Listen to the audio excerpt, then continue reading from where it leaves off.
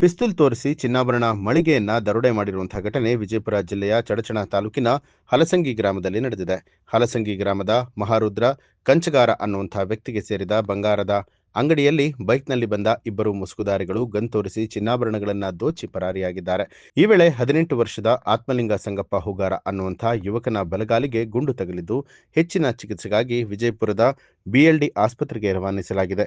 Jalaki police ಠಾಣೆ ವ್ಯಾಪ್ತಿಯಲ್ಲಿ ಘಟನೆ ಸಂಭವಿಸಿದ್ದು, ಸ್ಥಳಕ್ಕೆ ಎಸ್ಪಿ ಲಕ್ಷ್ಮಣ್ ಸಿಂಬರಗಿ, ಹೆಚ್ಚುವರಿ ಎಸ್ಪಿ ರಾಮನಗೌಡ ಹಟ್ಟಿ, ಇಂಡಿ ಡಿವೈಎಸ್ಪಿ ಸದಾಶಿವ ಕಟ್ಟಿಮನಿ ಸೇರಿದಂತೆ ಪೊಲೀಸ್ ಅಧಿಕಾರಿಗಳು ಭೇಟಿ ನೀಡಿ ಪರಿಶೀಲನೆ ನಡೆಸಿದ್ದಾರೆ.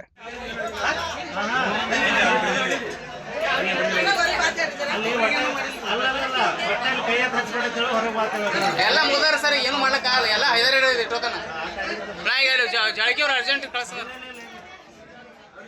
ಈಗ ಪಿಸ್ತೂಲ್ ಹಾಕ್ತಾರ ನನ್ನ ಮ್ಯಾಗ. ಹಾ, ಅಲ್ಲಿ ಯಾರು ಹಾರಿಸ್ತ ನೋಡಿ, ನೋಡಿ ಇಲ್ಲ, ನಾವು ವಿಡಿಯೋ ಮಾಡ್ಕೊಳ್ತಿದ್ದೆ.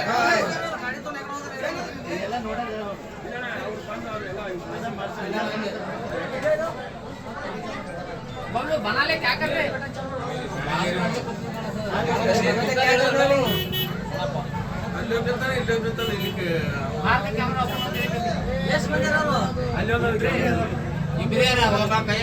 ಪ್ರಶಾಂತ್ వచ్చింది, ఎస్పీ వచ్చింది, ಎರಡು వచ్చింది.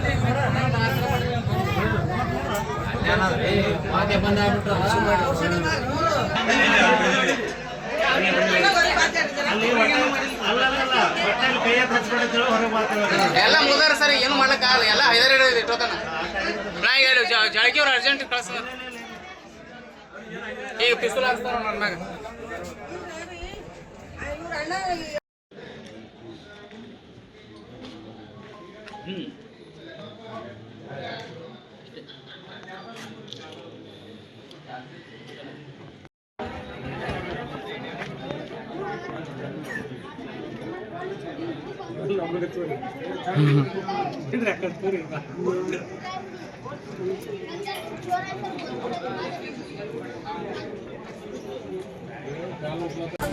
ನ್ಯೂಸ್ ಅಲರ್ಟ್, ನಿಮ್ಮಿಂದ ನಿಮಗಾಗಿ.